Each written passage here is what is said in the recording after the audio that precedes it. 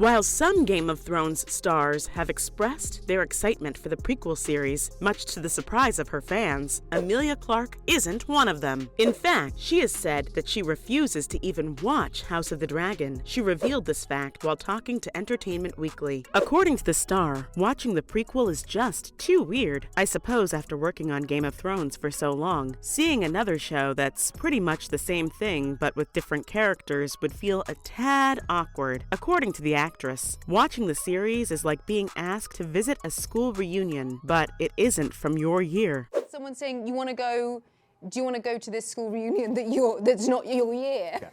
You want to go back to that school reunion? It's kind of how it feels.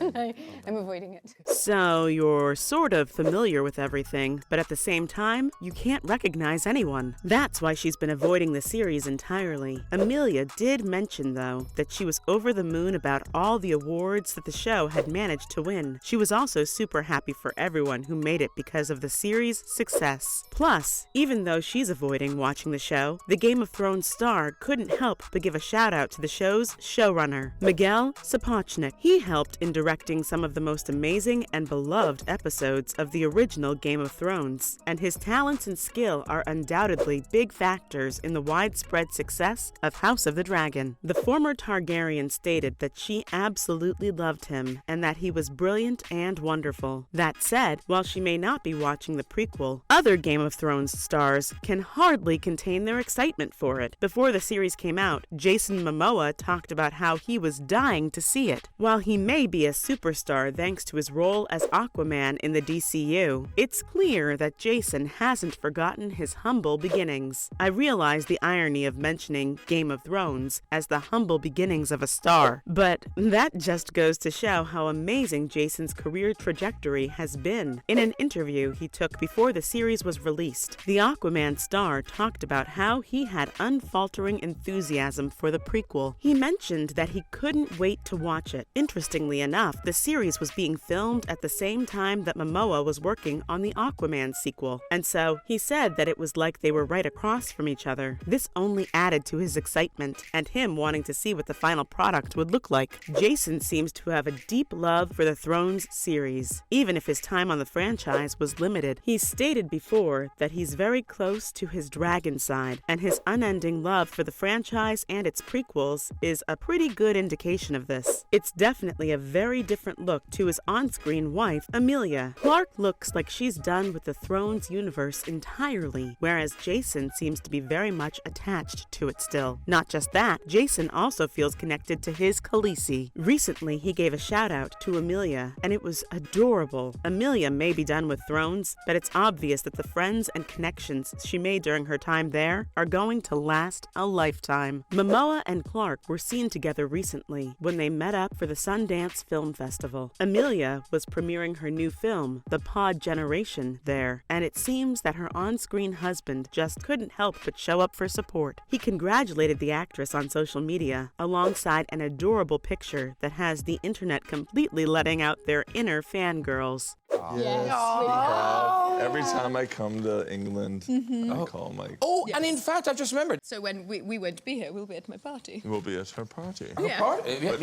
In the Instagram story, Jason stated, "Miss you, baby. Congratulations." And the two can be seen hugging and laughing like the great friends that they are. Jason and Emilia seem to have a very strong connection to each other, despite the fact that their time on the series together was very limited. Back in 2019, the actress shared a post where she was seen celebrating Momoa's birthday in 2019. They've been spotted numerous times on social media, usually partaking in an adorable outing, or sometimes hanging out with the person that completes their trio, Kit Harington. For fans, it's definitely bittersweet to see the cast together like this because it serves as an eternal reminder that the series is over. But still, it's nice that the cast has managed to retain their friendships, even if they're over the series itself. herself. Speaking of which, Emilia has made it clear that she's done with Game of Thrones. Thrones was definitely her breakout role, but Clarke has proven that she's a capable actress, even when she's not flying on dragons. The actress was asked by BBC last year if she'd ever potentially return to the franchise. To this, she sharply replied, "No, I think I'm done." Take that as you may, but it certainly seems like currently the actress has no plans to return for a sequel, unlike her co-star, Kit Harington is set to star in his very own sequel series called Snow, which will attempt to showcase Jon's life after the events of the final Game of Thrones season. The idea for this was something that Kit himself came up with and pitched to HBO, so he's clearly still attached to the role and universe. The same can't be said for Emilia though, but her discontentment regarding Game of Thrones definitely makes sense. She's been quite vocal about her annoyance with the events of the finale, especially with how Dany became a lunatic who started murdering innocents. Clarke has also stated in the past that Jon essentially murdered her character and got away with it without any major consequences, though this is one of the things that Kit's sequel series may attempt to fix. In it, Jon is said to be wrecked with guilt over what happened to Dany, and so he'll be processing a lot of trauma and sadness over the course of the show. With how her character was butchered in the end, though, it's understandable why Clarke may have completely wanted to distance herself from the series. But that's not the only reason she's done with Thrones.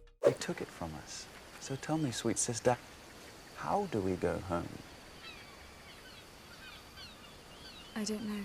Another big factor is that Clarke has had an amazing career after the series ended. Aside from the Pod generation, she's also set to star in the Cold War film McCarthy. This will be alongside Michael Shannon. Plus, Emilia is also stepping into the MCU in the hotly anticipated series Secret Invasion. This is set to premiere on Disney Plus this year. It seems just about everyone who's worked on Thrones has dabbled in superhero stuff eventually. Kit became the Black Knight in the Eternals film, whereas Jason has seen a lot of success in his Aquaman role. Stop!